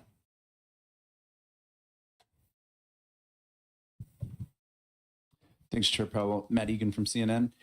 We recently learned that average FICO credit scores are down this year by 2 points, the most since 2009 during the Great Recession, and delinquencies are high for car loans, personal loans, credit cards. How concerned, if at all, are you about the health of consumer finance? And do you expect today's cut will help? So, we're aware of that. I think this default rates have been kind of ticking up, and we do watch that. They're not at a level, I don't believe they're at a level where overall they're terribly concerning, but it is something that we watch. Lower rates should support economic activity. I don't know that one rate cut will have visible effect on that, but over time, a strong economy with a strong labor market is what we're aiming for. Yeah. And stable prices. So that should help. This rate cut is coming at a time when the stock market is at or near all-time highs. Some valuation metrics are elevated historically. Is there a risk that cutting rates could overheat financial markets, potentially fueling a bubble? We're tightly focused on our goals, right? Yes. And our goals are maximum employment and price stability. That's and it. So we take the actions that we take with an eye on those goals. Separately, and that's why we did what we did today. Separately, we monitor financial stability very, very carefully. And I would say it's a mixed picture, but households are in good shape, banks are in good shape. Overall, households are still in good shape in the aggregate. And I know that people at the lower end of the income spectrum are under pressure, obviously. But from a financial stability perspective, we monitor that picture we don't have a view that there's a right or wrong level of asset prices for any particular financial asset, but we monitor the whole picture, really looking for structural vulnerabilities. And I would say those are not elevated.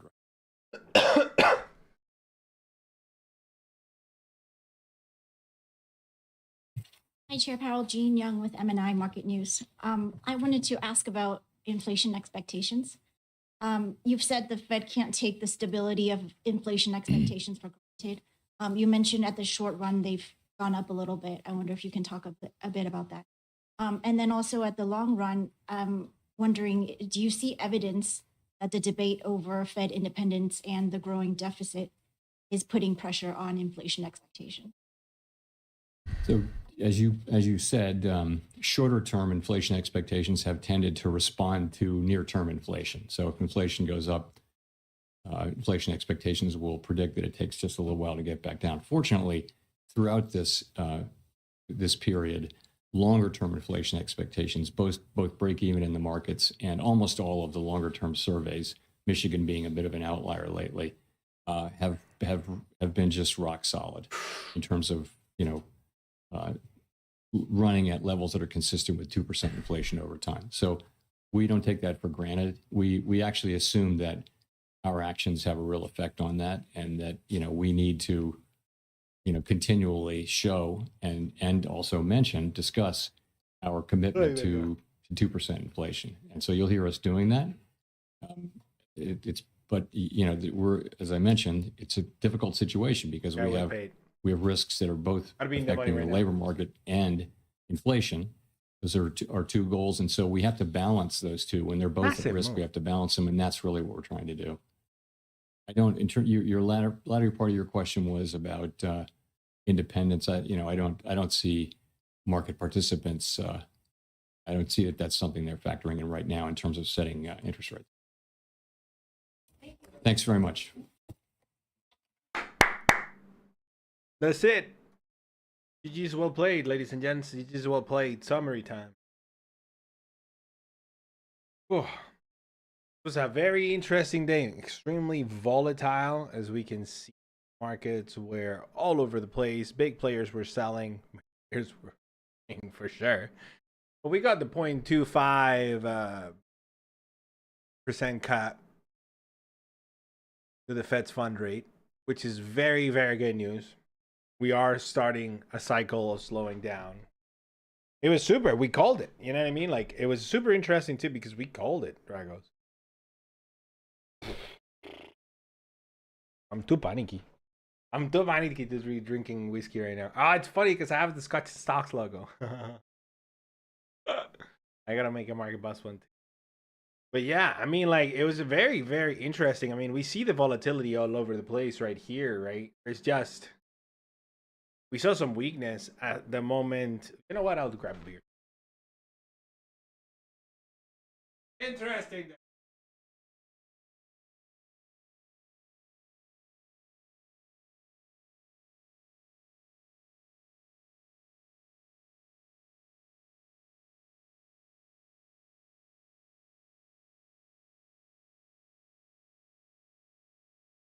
What about the Coronita?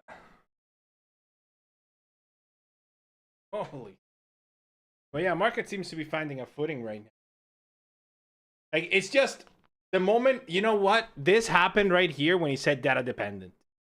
It was kind of crazy. He went data dependent, and the futures just like shot way down. Okay. Go to the minutes. If we go to the nap, I'm gonna show it a little bit better. Right? Like, this was when he was like, hopefully we get a bounce. You know what I mean? I'm on a 5x, so it's, yeah. Oh.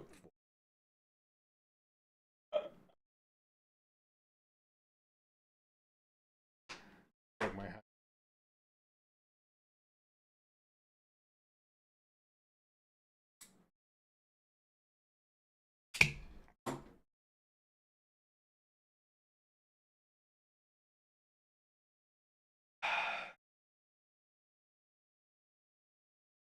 It was like we called it, which is the worst part. It was like we said this was gonna come down and bounce back up as he was talking, and we called it too, and we didn't trade it. I'm so sad.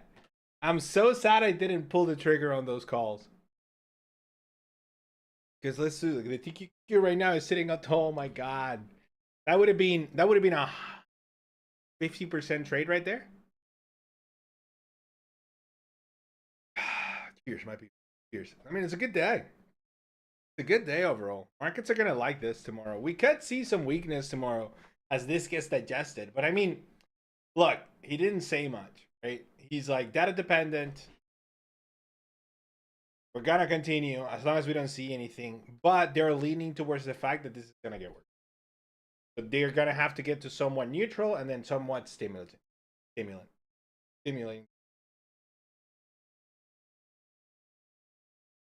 Holy smokes. I'm down because Nvidia is down on the day because of the China news. Everything else sort of recovered. Except for free. I am super surprised. Look at this one. This one was a trade that I've been sort of playing. I don't know. I've been wrong about it. Like this was data dependent, just bam. You know what I mean? The market didn't like it. So we are seeing, so if we go to the screen, the heat map, go to the Russell, we're still up.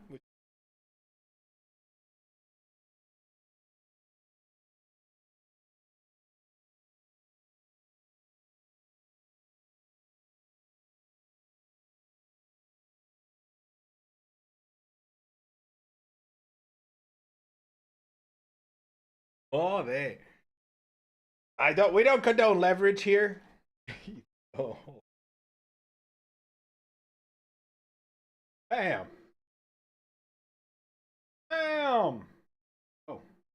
Pretty decent move. You're 25% up on that.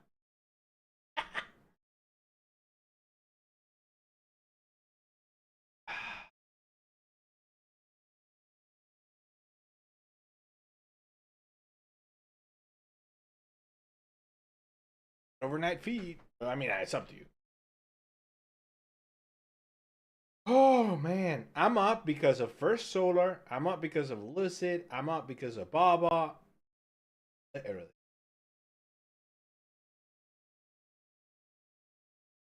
You know something I saw yesterday?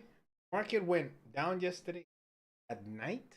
I was paying attention and I saw the stock market.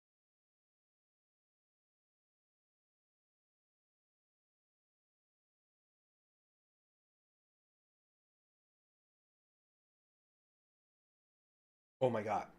Baidu. And it just continues to pump. I don't get it. I don't get it. But it's so cheap. Like they're expecting this, but this.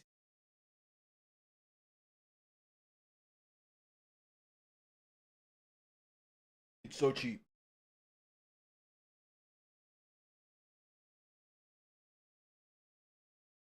Ah, but man, holding at 5x is market volatility.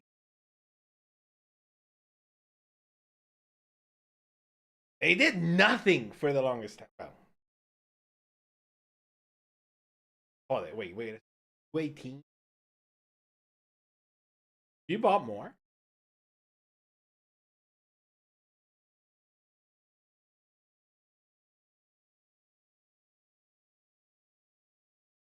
I'm thinking. Like market's pricing in. You see this? So this is why the market dumped. Because they were like, there is a possibility we don't actually get a continuous. Market's pricing it in. There is a chance in October we don't. Yeah, let's have a look.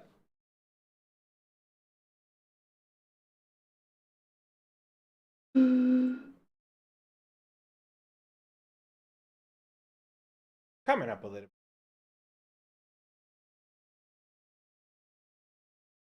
I mean, yeah. EQQQs are back to even. The NASDAQ is up. I'm glad I went in. I went in on a couple of trades. I re-upped on my NVIDIA trade. I think, I don't know, like I think this is like a little bit overblown. Like, I'm starting to go back. Take that into consideration.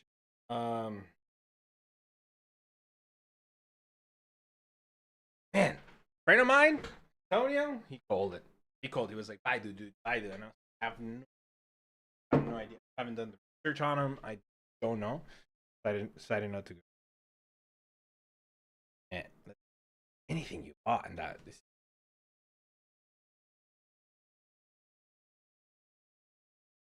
Bam. There we go. Cloud. So, there's some news that I wanted to do a video.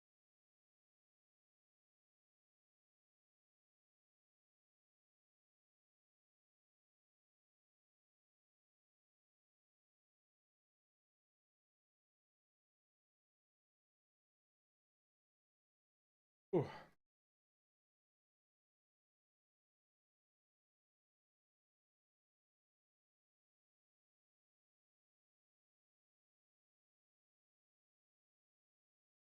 You see, maybe this was why market, because 2026, 2027 cuts.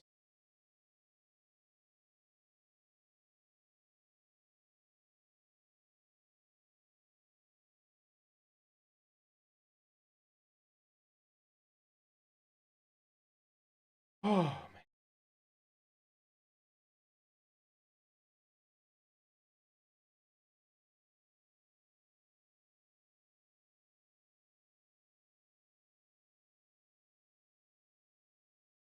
man. I'm still losing money today.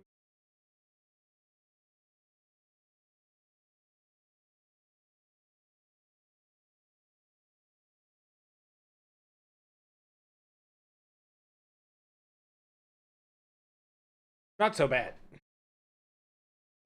It's not so bad. That number was a lot higher just a couple of minutes. Wow. Man. I say.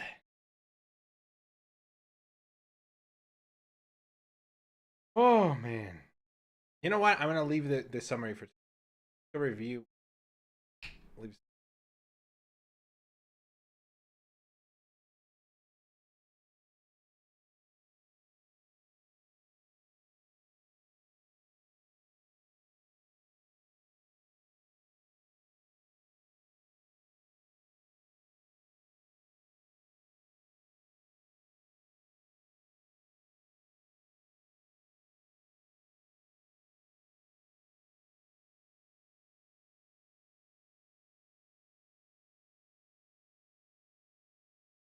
Oh, they too much of a. I think, yeah, I think it was bullish, right? Because like they are signaling that they're gonna cut. They're just not telling you what they're planning to do for 2026. I just summary of economic projections sort of tells you what they're leaning towards, but I don't think it's a good point. Because if shit hits the fan, they're gonna be cutting, right? Well, so yeah, I agree. It's bullish neutral. I would say leaning a little bit more bullish just because hey, they're realizing that they have to do something. The unemployment fears are starting to creep in. That's okay.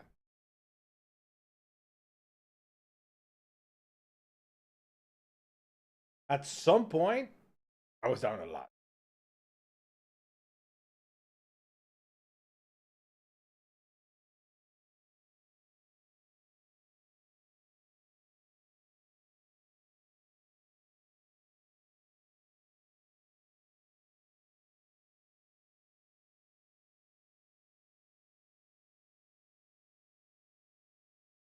But I have call options at 91. If I had bought some, so show you what. So a call option is buy 100 shares, certain price. Right now, certain price for me, I have a contract that right now, as of today, I could buy 100 shares of T91 and sell them market price.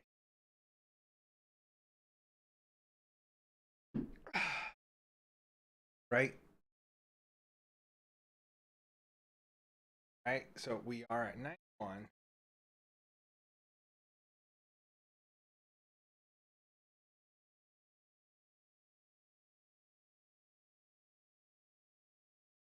right? So that one is sitting at 91. I can buy stock. Now, I paid for those goals. 355. That's my average. Right? So if we add 355 to that price, that's my break even. 94.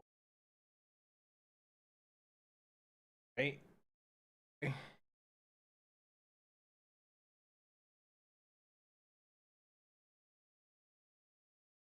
So anything higher than that, I am in profit. Right? So when it went down, there was a chance of me to buy some more. I wasn't going to buy those. I wasn't going to buy those. But I could have bought some. Now, because it's up again, you're actually, I am making, if it's ruler and we start going up, we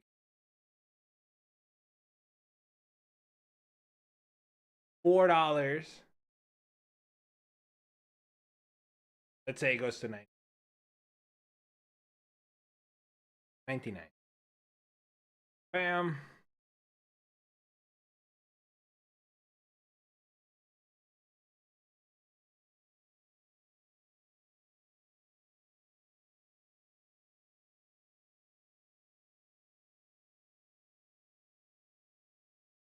$5.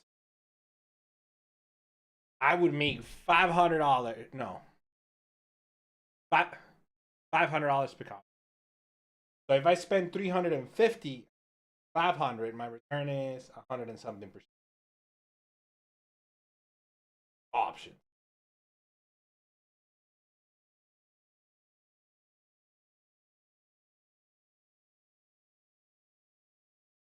Profit.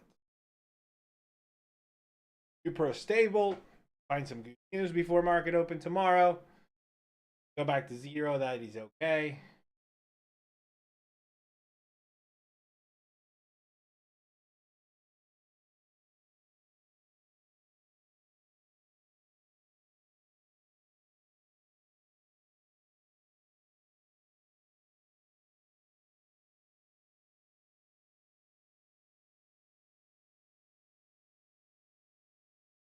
I'm up today. No. I should be. I'm flat today. A flat day. I traded. Like I'm flat in my other portfolio. Oh, my friend.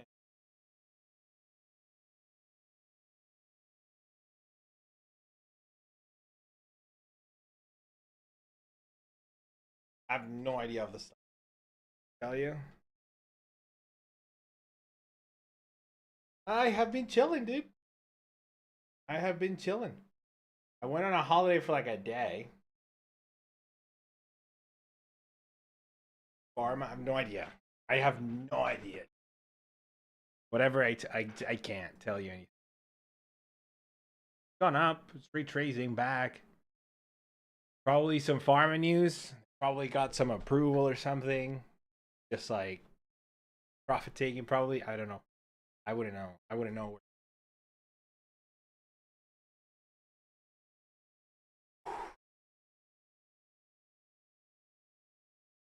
Exactly. You know? Exactly. It's not financial advice.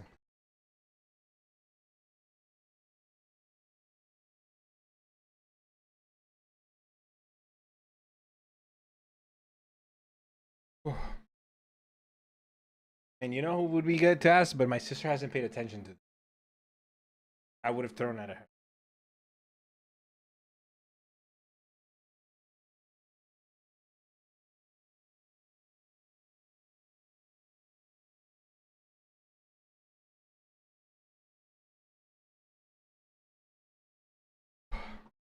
Well, I burned with it. You know what I mean? I lived through it. But we are okay. We are alive and well. I am. Massive move. Oh man. Yeah, I would have to look, yo, Camille. I would have to look and do research on this. Because it's hard to say. The thing is with pharmaceuticals, like the reason they move so crazily is because I don't know. Like, you know, it's like usually it's like a 50-50, 70-40. Like if you know anything about like approvals and all that stuff, you can sort of make predictions, but it's difficult. It's hard. It's hard.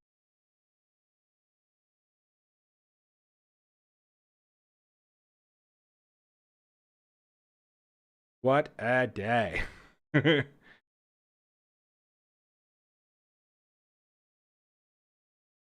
Like it's been what? 2 hours? Oh.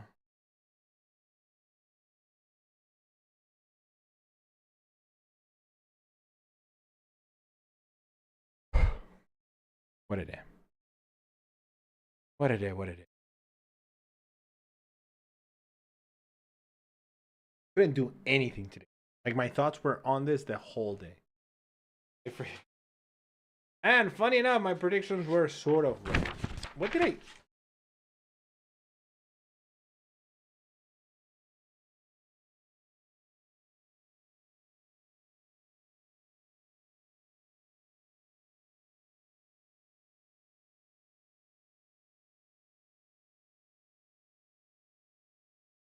So this was mine.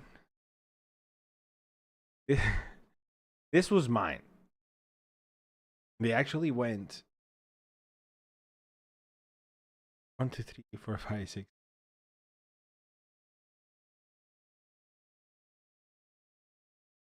Then one that we got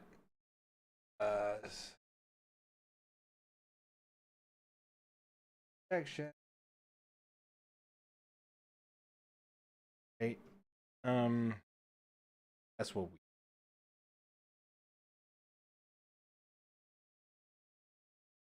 Most of them were here. So I think here I was expecting a low. Did get that crazy dot.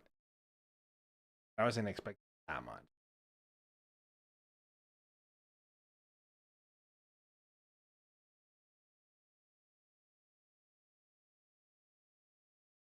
This point was here.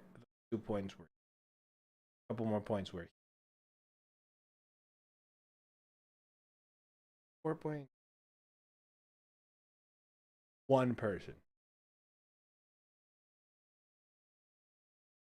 I didn't do bad. For my first prediction, like on record,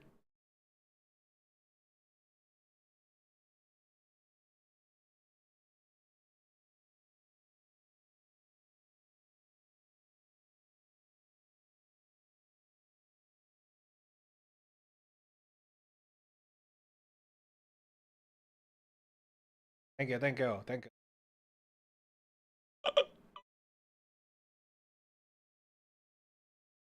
My price is I didn't lose a ton of money. That's okay. I'll take that.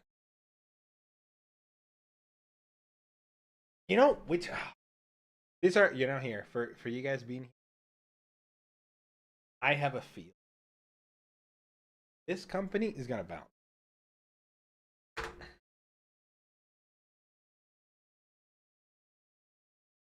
Have a look at that company. Do your own research on it. Don't take this as financial advice, but I have a feeling.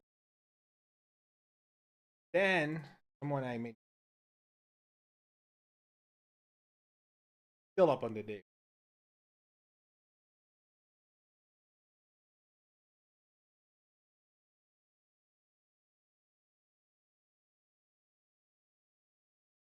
RKT.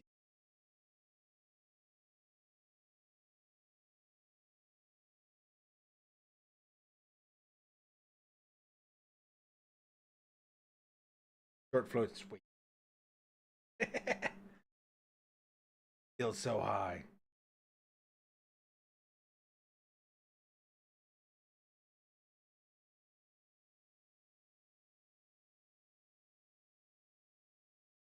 Positive, positive, positive.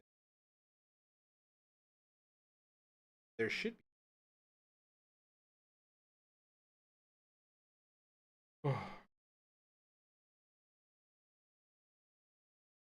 All right. I'm gonna step away, guys. Thanks so much for watching. All that commit Dragos. See you guys tomorrow for the live stream. We're gonna do our regular stream. We're gonna be talking about the results of this, what our expectations are. Market selling off a little bit. Nothing to worry about. Thanks so much for watching, guys. Peace out.